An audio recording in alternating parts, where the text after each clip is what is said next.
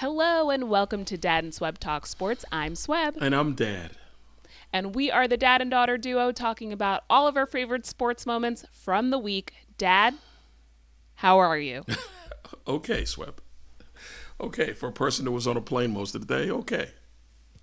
You're back down south in South Carolina. I'm back. After a weekend. For about a half an hour. After a few days in New York. We didn't see each other because I had plans. Oh, thank you.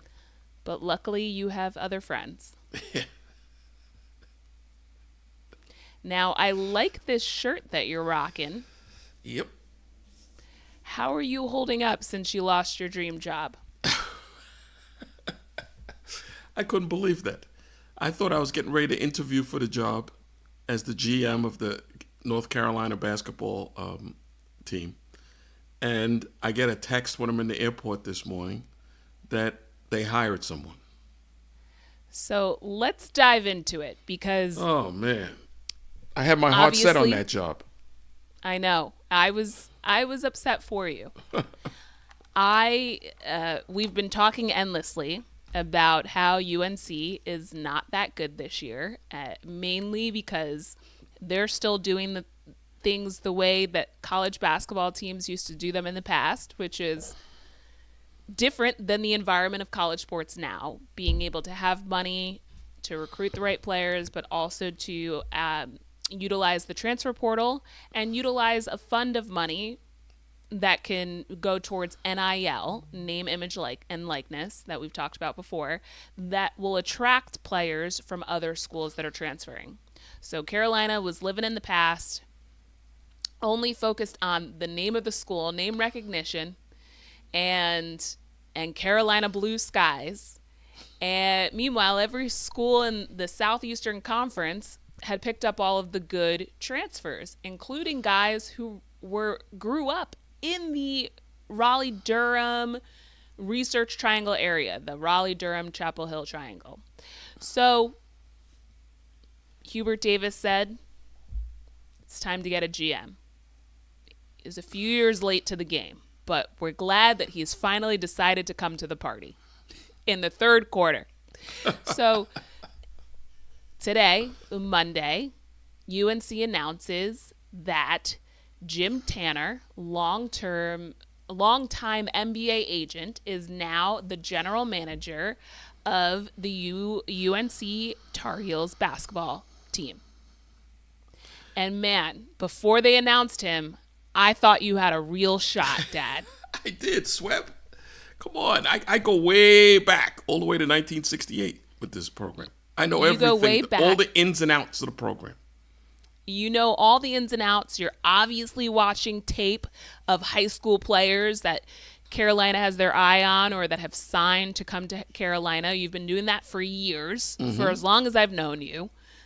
Christmas, you made me watch the ACC Network's marathon of the history of ACC basketball, which was like 10 episodes that we watched consecutively on, I think, Christmas Day or Christmas Eve.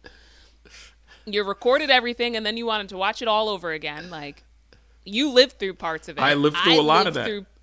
I lived through the later stages, the 90s and the 2000s, but you're a passionate UNC basketball fan who watches tape, has a history of a long career of sales. We thought that you had the job, but UNC decided to go with their number 2 choice. Right. I have the sales background and the business background and the basketball and the history of the basketball program background. And you have the wardrobe because you're wearing. And I have the wardrobe. There. You know what I'm saying, Swebb? So I think they made a good choice because Jim Tanner is a former NBA agent. He is the founder of his own agency called Tandem Sports and Entertainment, based in the Virginia area.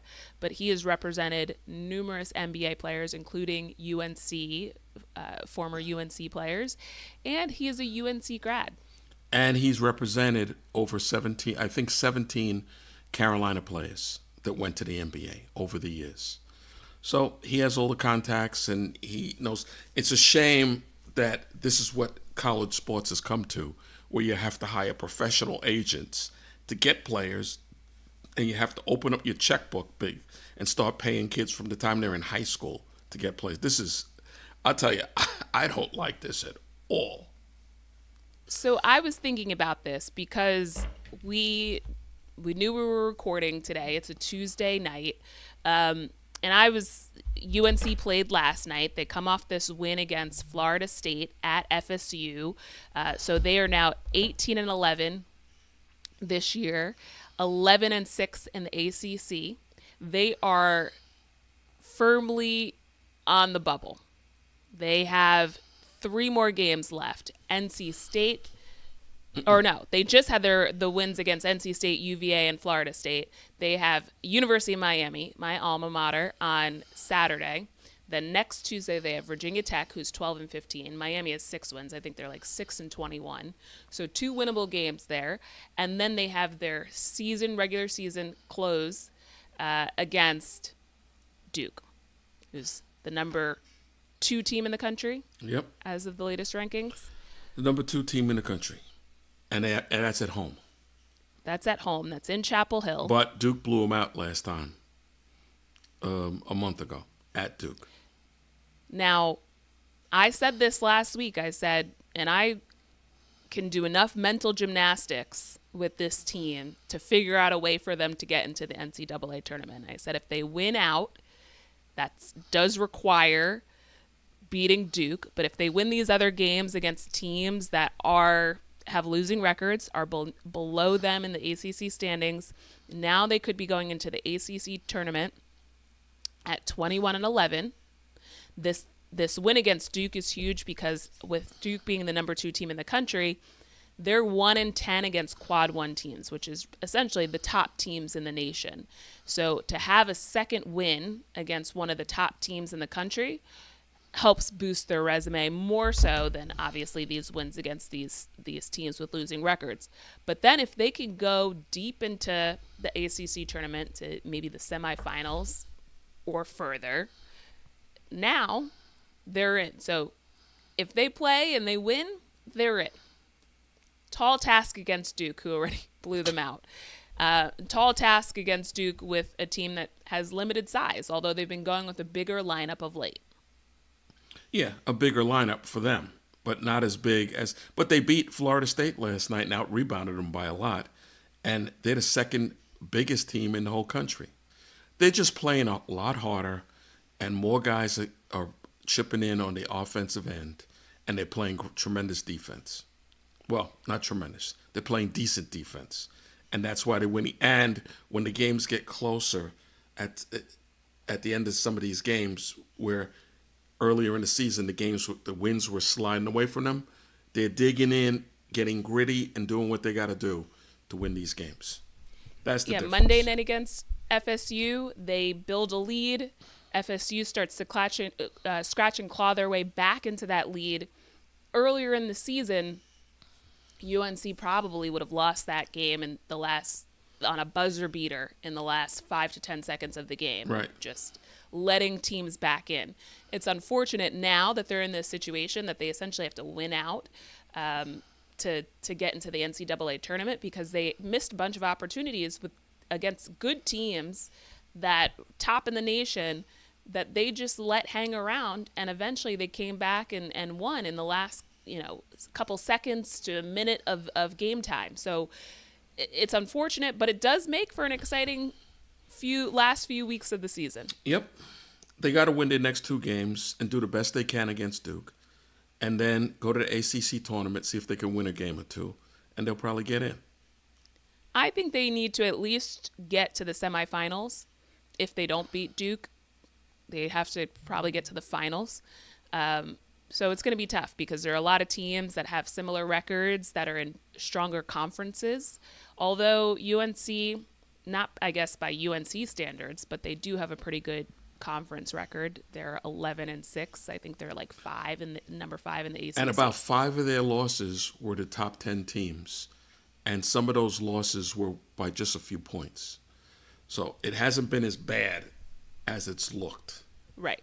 Well, here's the thing though, because they're 1-10 or 0-10 against quad 1 teams, or no, 1-10 against quad 1 teams, they're in a tough situation here in terms of if they had just won one or two of those games against Kansas, they went to Hawaii and they had a few tough games there. If they had just closed out two of those, they'd be in a different situation. Yep. That Michigan State loss in Hawaii. So let's talk about the GM. What are you hoping to see out of the GM? Because I was thinking about this role last night before, obviously, the announcement.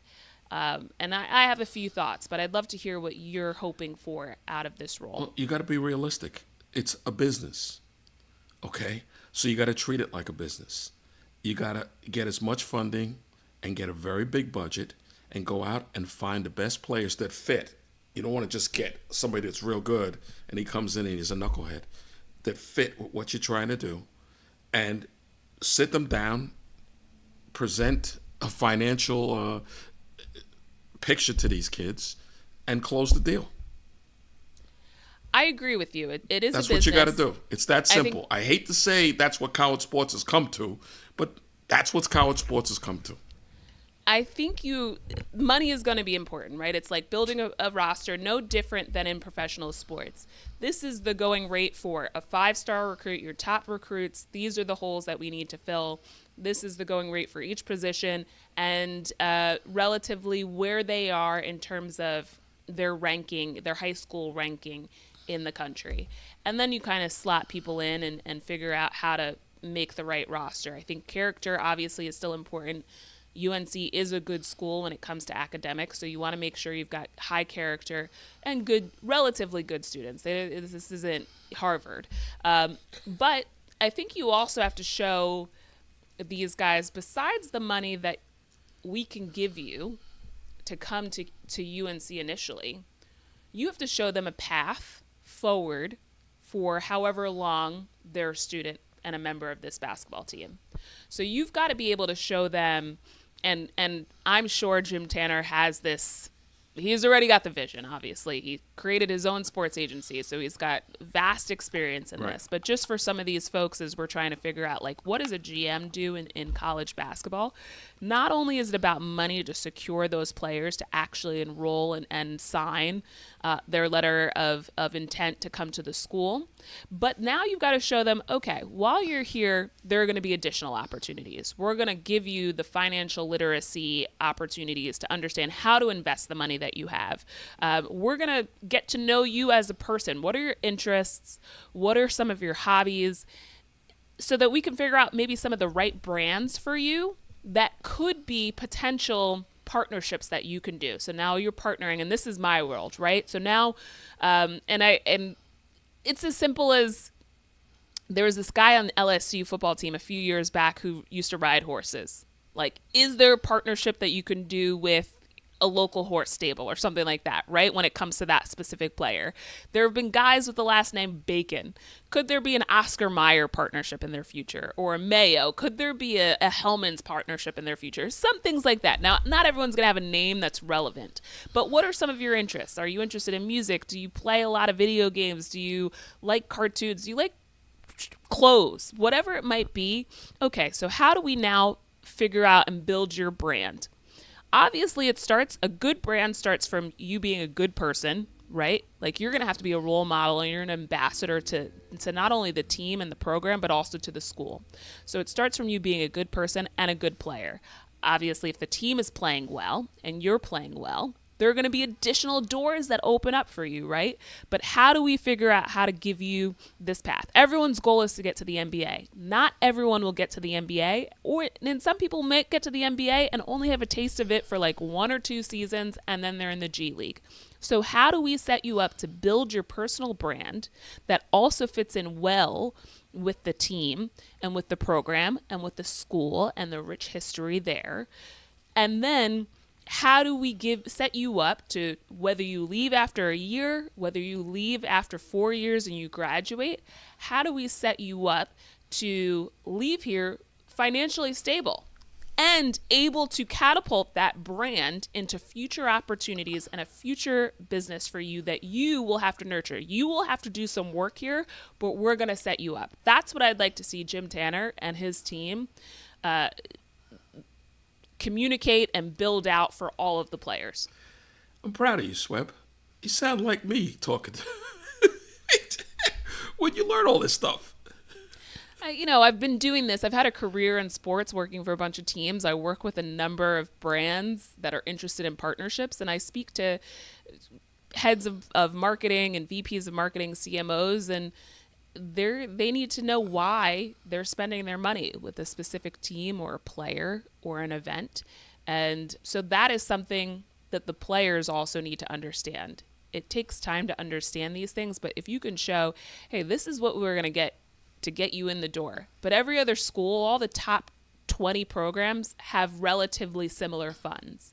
But how do we show you the opportunities, real tangible opportunities that you can have in the future? But it is going to take some work on your part. This isn't just, hey, here's a lump sum of money, and then that's it. I couldn't have said it any better. Because God forbid you get hurt.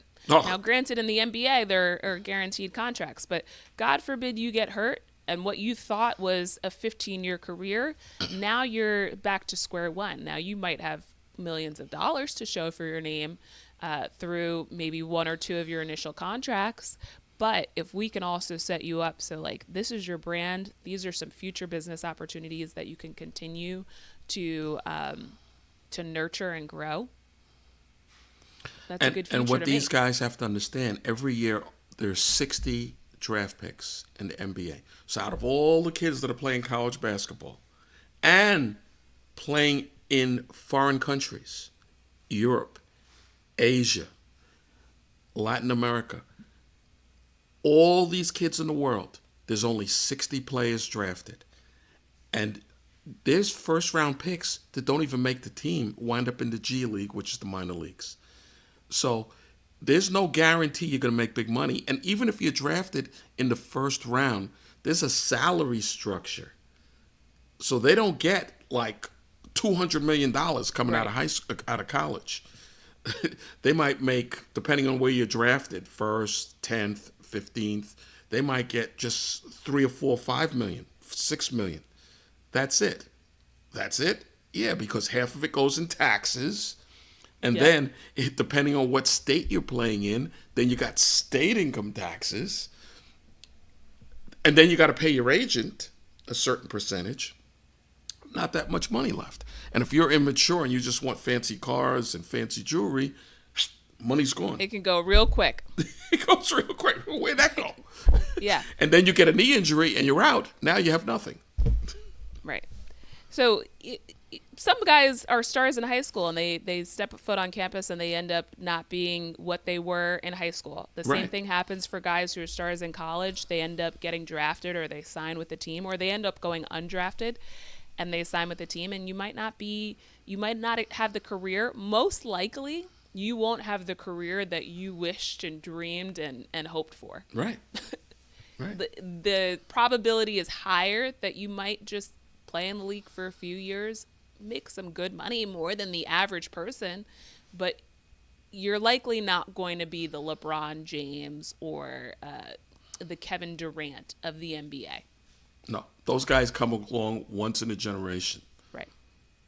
So I'm excited for this. I look forward to seeing, hopefully they can make some real changes going into next season. That's the thing now with this college basketball climate and college athletics in general, is like you can make huge changes in 1 year. This isn't like a professional team where it might take time to draft guys and also try and sign free agents, and there's only limited ones available. You can make some legitimate changes and change the success of the program in a year. Yep. So stressful yet exciting next few weeks of the college basketball season for UNC. We'll see what happens. I'm obviously hoping that they beat Miami. I think it's very possible. Miami's got 6 wins on the season. So let's talk about the Knicks, because the Knicks have problems, Dad. They have problems if you're talking about NBA championship. if you're talking about a real good NBA team, they're good. They beat everybody except for Oklahoma, Cleveland, and Boston because they don't match up with those teams. And those are the top three teams in the NBA, and they're in one tier, and the Knicks are in the next tier. But there's a big gap because they can't even play a close game against those three teams. They have 0 wins against those teams. But it's not even they're not even playing close games. It's not like they're losing at the buzzer. They're getting blown out every time they play those guys. So the Knicks are tied for the 5th best record in the NBA, 3rd in the East behind Cleveland and the Celtics. And as you mentioned, they've been blowout games. Friday night against Cleveland, blowout, 142 to 105. The game is over relatively early. Now Boston on Sunday, the score was 118 to 105. The Knicks were not close, but they did what they've done now, I believe, in 2 of the 3 games that they've played against Boston, where in the third quarter, things start to get a little close. They get the lead down to like 4 or 6 points, and then Boston just turns up the heat a little bit, and next thing you know, they're up 16. So the Knicks right now cannot compete with the top teams. The Knicks right now are a very good team. They're still exciting to watch, but they look like they have a second round exit out of the NBA playoffs in their future. I hate to say it, but their problem is they don't match up with these young athletic teams. And they're a young team. The Knicks are fairly young, but they're kind of clunky. The Knicks' best 2 offensive players, Towns and Brunson, are their worst 2 defensive players. And because those guys are their best offensive players, they have to be on the court as much as possible all the time. So they score a lot, but they also give up a lot. Brunson's 6'2". He's a tremendous offensive player, tremendous leader, tremendous point guard, but he can't. But he's not quick enough to play the defense that needs to be played. You can't operate this way.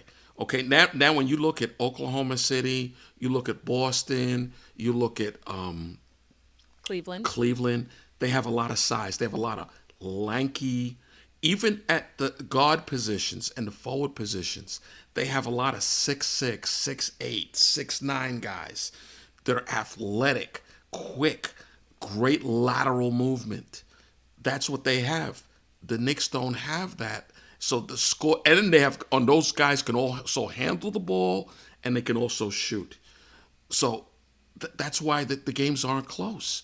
Oklahoma City, they got guys that I've never even heard of. They just keep bringing guys off the bench. They come in, knock down a 3, another 3, a pass, a dunk, this, before you know it. Cleveland too. Huh? Cleveland too. And Cleveland too. They're playing with 2 7-footers. They have a quick, athletic point guard. Then they got Donovan Mitchell. Then they bring a whole bunch of shooters off the bench. Then they bring in some other guys. And you can't, that's the problem. And let me warn you of one more thing.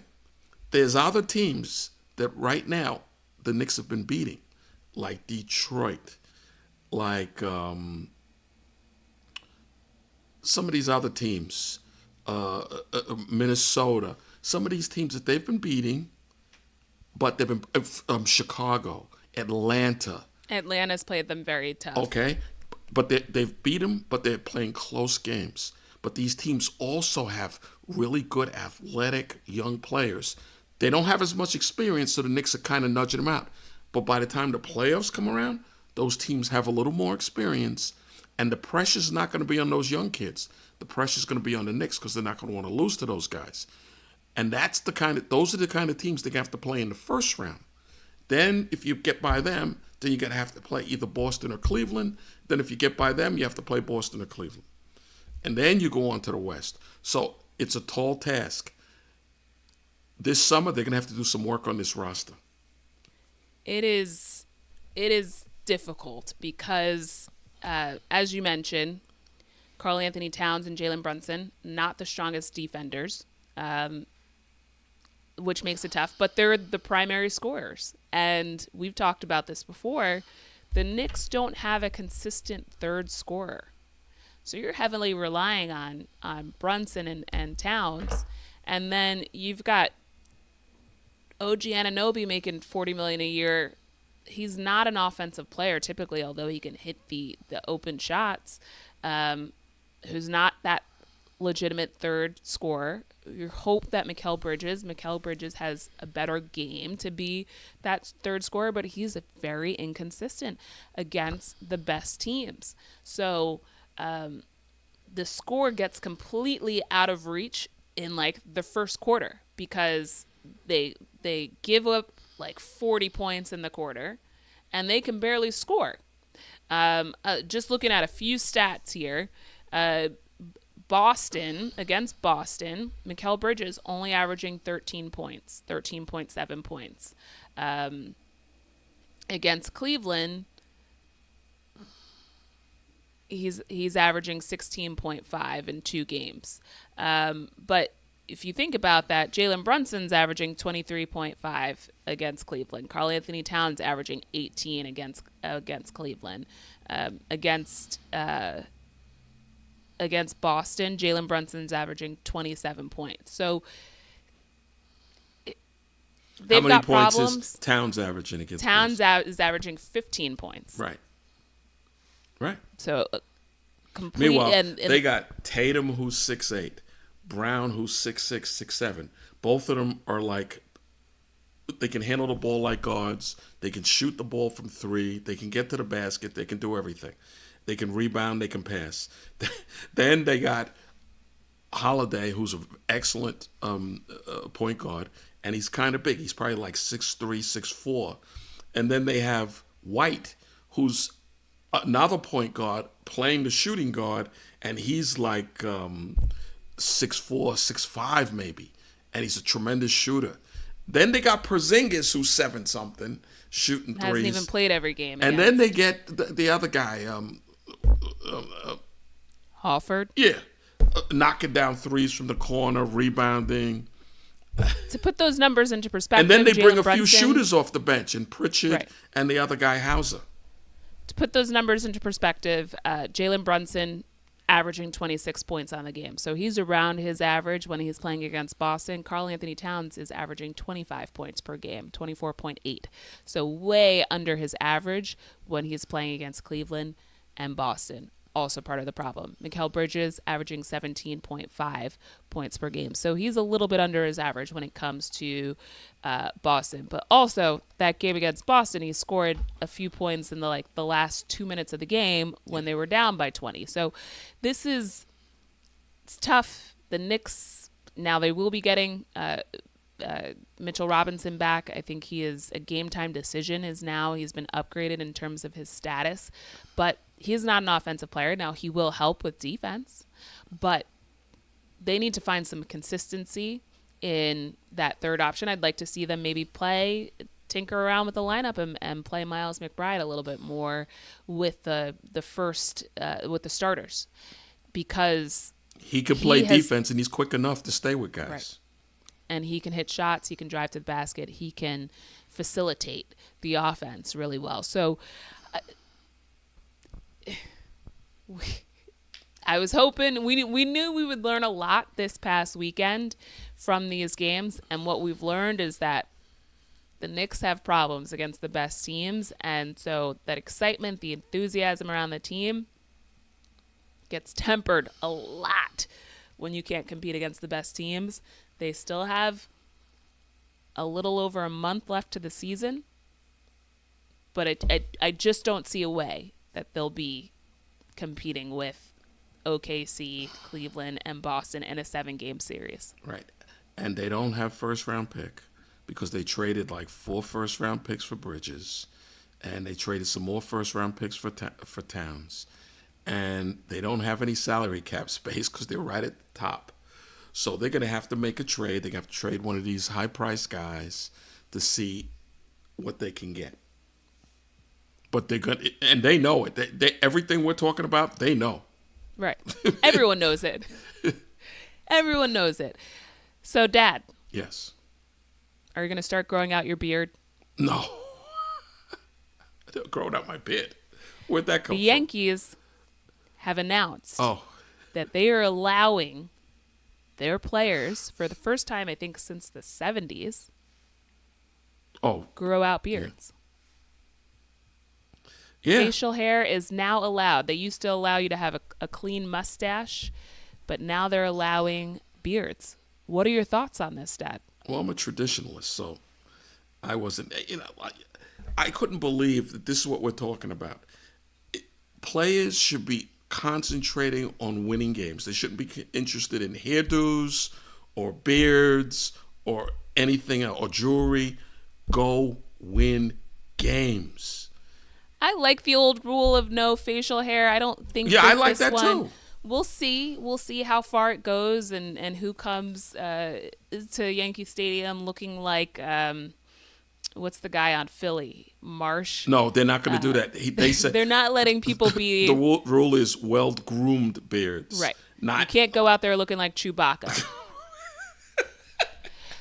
But a rule I do like moving forward. Go ahead. They're not going to play New York, New York after losses. New York, New York by Frank Sinatra. That only started a few years ago where they had Frank Sinatra singing it after losses also. It used to be Frank Sinatra after wins and somebody else singing it, a woman, I think. It was a female. Yeah, it was a female singing it, New York, New York, after losses. And then all of a sudden they started Frank Sinatra, win or lose. So now... While the Dodgers are celebrating a World Series championship on your field, right, they're playing New York, New York. Right. So now they're going to play That's Life, which I like as a good alternative. Oh, that's what they're going to play? That's Life by Frank Sinatra. They're going to rotate amongst a few, I think, Sinatra songs. But that one will be a good one. Hopefully I don't have to hear that one too often this year. But I'm okay with that rule. That's what they're going to play? I didn't realize that. Yes. Okay, that makes more sense. That's a good song. See, Yeah, that's the kind of music I know about, Swebb. You know what? You can't go wrong with a little Frank Sinatra. Yes. I agree with you on that one.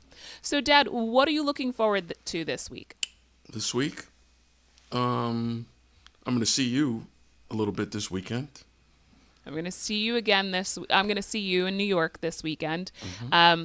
Mom and I are going to the ballet. Do you want us to get you a ticket? No, that's okay. Are you sure? We're seeing Swan Lake. Have you heard of that one, Dad? Oh, great. That one's about swans. That's okay. I'll pass. I'll pass. Swan Lake. Anything else you're looking forward to besides hitting the table while you talk throughout the whole episode? I hate this round table. I don't have as much room to bang the table. Well, just leave your hands on the table. Oh, man. So, Dad, what are you going to do now that your dream job has been taken out of your grasp and given to some other guy? What are you going to do? I might have to start campaigning for another job in 2028. I don't wear those red ties for nothing, Swebb. I was thinking that you would be better as the local dog walker. No way. Walker? Not me. And I'm not a big... Get out there, exercise, and make money all at the same time. Kill two birds with one that's stone. right. You get paid to walk those dogs, right? You do. Oh. You might be onto something there, Swebb. Okay. So I see some potential in you. Now, do you want to close out this week's episode with a little tip? Yes. Do you remember last week's that you had forgotten? Wrote them down, Swebb. How many do you want? Go for it. A few days before the Super Bowl, Tom Brady was on TV being interviewed. It was about a 15-minute interview, and he spoke about football for about 2 minutes. Then they asked him, you were a former a sixth-round pick coming out of University of Michigan. You didn't even play until like your senior year. Didn't you get discouraged? Didn't you want to transfer to another school? He said, no. I had the support of my family, and I could have transferred someplace else and played right away, but I wanted to go to Michigan, and I knew it was going to be tough, and I wasn't afraid to fail. And I stuck it out. I got better and better every year. Finally, my senior year, I played. I played well. I got drafted. I was a low draft pick. And at the combine, where they test all these players, he was one of the slowest players. and he got drafted by the New England Patriots, sat on the bench for a little bit. When he got into the starting lineup out on the field, he became Tom Brady. And he said, you got to challenge yourself. You can't be afraid to fail. You got to put yourself in positions where you do fail, where you might fail. Because everybody that succeeds big in the end has failed numerous times going along. And it's the same way in life. You can't be just, I don't want to do this because I might lose or I might fail.